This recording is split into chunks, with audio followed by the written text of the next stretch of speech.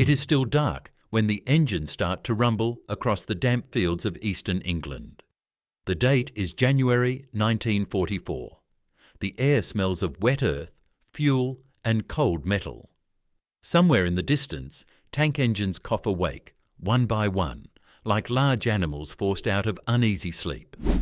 American soldiers pull their coats tighter, watching officers they no longer trust move between vehicles with stiff smiles and rehearsed confidence.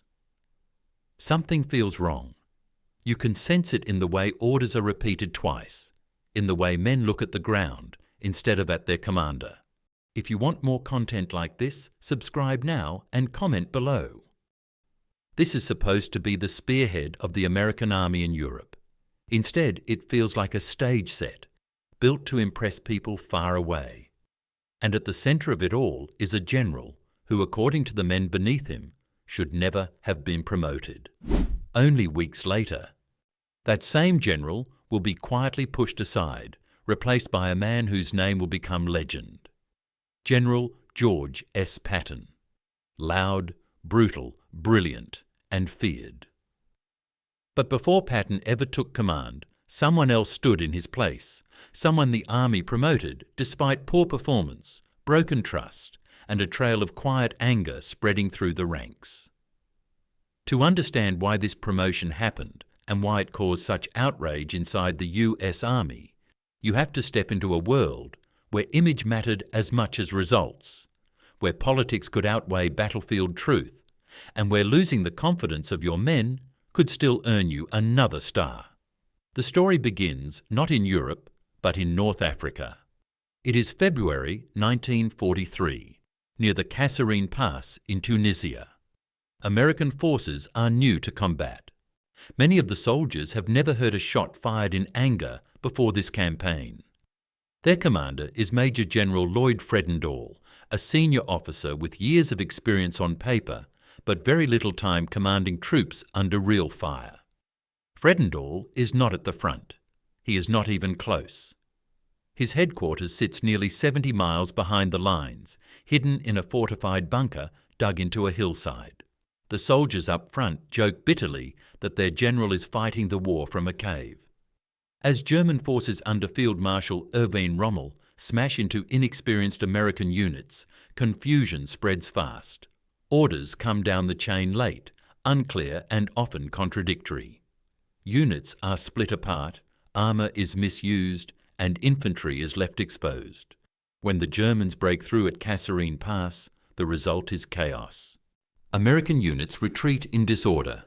Equipment is abandoned. Hundreds are killed or captured. It is the worst defeat the US Army has suffered in the war so far. The anger inside the ranks is immediate. Officers blame higher command. Soldiers talk openly about being sacrificed by incompetence. Fredendall's name becomes poison. He is known for barking orders over the radio using strange code words and nicknames, confusing commanders who are already under pressure. He refuses to visit the front lines, claiming it is unnecessary. To the men fighting and dying, it feels like cowardice. By any normal measure, this should have ended his career. In earlier wars, officers had been relieved for far less. But this is World War II, and the US Army is expanding faster than it ever has before. Experienced generals are in short supply. Admitting failure at the top is politically dangerous. And above all, the Army does not want a public scandal that suggests American leadership is weak. So instead of a court-martial or public dismissal, something else happens. Fredendall is quietly removed from combat command. Official reports soften the language. Failures are described as lessons learned. Responsibility is spread wide, diluted.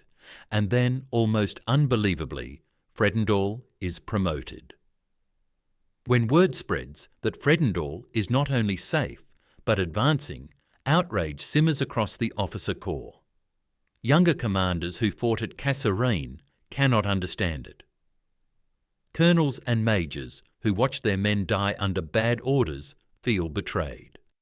Promotion, in the military mind, is supposed to mean merit, courage, skill, responsibility. This promotion feels like a lie. The decision comes from the highest levels. General Dwight D. Eisenhower, Supreme Allied Commander in the Mediterranean, is under immense pressure. Washington is watching closely. Congress is watching. The American public expects victory, not excuses. Eisenhower understands that publicly punishing senior generals could damage morale and confidence back home. He also believes, perhaps too generously, that Fredendall's failures come from inexperience rather than lack of character. So Fredendall is reassigned to a training command back in the United States. On paper, it is a promotion. In reality, it is exile disguised as reward. But to the men who fought under him, the distinction means nothing. They see a man who failed upward. This is where George S. Patton enters the story. On March 6, 1943, Patton arrives in North Africa to take command of 2nd Corps. The contrast is immediate and shocking. Patton visits the front within hours. He enforces strict discipline. Helmets are worn at all times. Salutes are crisp. Weapons are clean. He fires officers on the spot for incompetence. He speaks in blunt, sometimes crude language, but his message is clear. There will be no more excuses. The same soldiers who cursed their leadership weeks earlier feel something change. Fear, yes, but also confidence. Patton is not popular, but he is respected. He shares danger, he demands results, and most importantly, he wins. Under Patton's leadership, 2nd Corps regains its footing. American forces push back against German units. The humiliation of Kasserine begins to fade, but the memory of Fredendall's promotion does not fade so easily. Inside the army, officers begin to talk quietly about what the promotion really means. They understand the unspoken rule now. Failure at a high level will not necessarily end your career if you are well connected and useful elsewhere. The army values stability and appearance almost as much as battlefield success. For professional soldiers who believe in merit and accountability, this realization cuts deep. The scandal is never officially acknowledged. No hearings, no public debates, no headlines. But within military circles, it becomes a cautionary tale, a reminder that war is fought not only with tanks and rifles, but with politics, personalities, and perception. As the war moves toward Europe, this tension follows the army across the Atlantic. In England, during late 1943 and early 1944, American units prepare for the invasion of France. Training is intense, pressure is enormous, and leadership matters more than ever. Men remember who led them well and who did not. When Patton is temporarily sidelined after the infamous slapping incidents in Sicily, many officers fear history is repeating itself. They worry that once again, image and politics might override battlefield truth. But this time, the army hesitates. Patton is too valuable. His ability to inspire fear in the enemy is real. Even when he is officially punished, he is never truly removed from the war.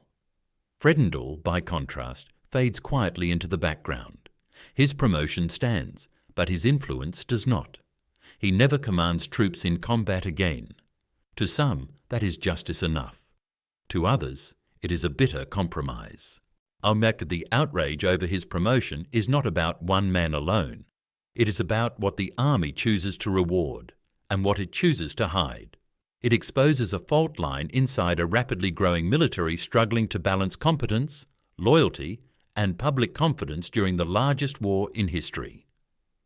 And as American forces prepare to storm the beaches of Normandy, many officers carry that lesson with them. They know now that victory on the battlefield does not always decide a career. Sometimes survival in the system matters just as much. The anger did not disappear when the ship sailed for Normandy.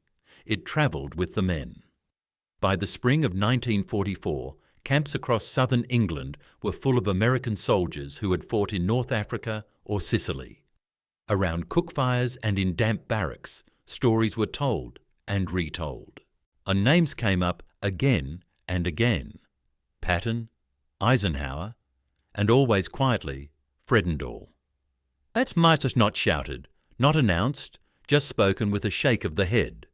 The story of the general who lost a battle, lost his men's trust, and still walked away with a promotion became part of the Army's underground memory.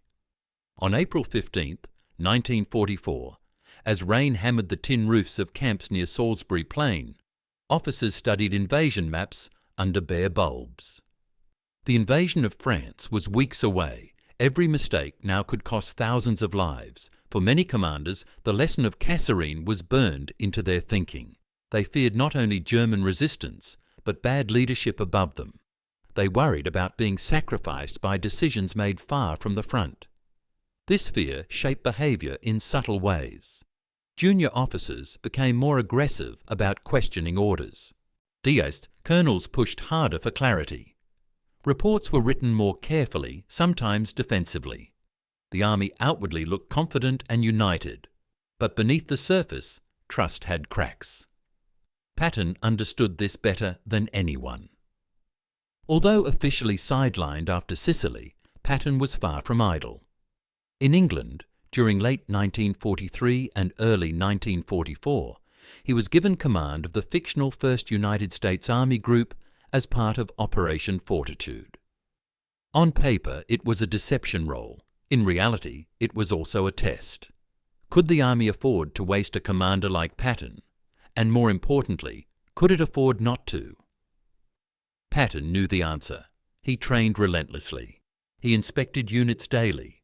He acted as if his army were real, because in the minds of the Germans, it had to be. But among American officers, something else was happening. They saw Patton working harder than ever, even when sidelined. They compared it to Fredendall's absence at Kasserine. The contrast was impossible to ignore. This is where the scandal deepens. The Army never officially explained Fredendall's promotion. No memo justified it. No doctrine supported it. It simply happened. And that silence mattered. In an institution built on orders and accountability, silence created suspicion. Officers began to assume the worst.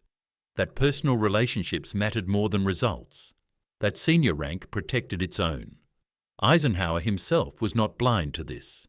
In private letters during mid-1944, he expressed frustration with the lack of experienced commanders and the political limits placed on his decisions. He believed in loyalty, but he also believed in learning. In his mind, removing Fredendall from combat command was punishment enough. To many others, it was not. On June 6, 1944, when Allied forces stormed the beaches of Normandy, none of this mattered in the moment. The fighting was too intense, the cost too high. But leadership failures were watched closely.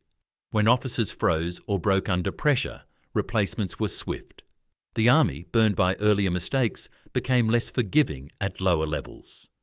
Ironically, the harsh accountability applied most often to those without stars.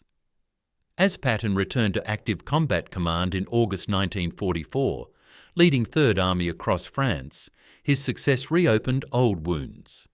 His rapid advances, bold decisions, and relentless pace made one thing clear.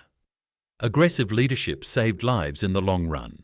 Hesitation killed them.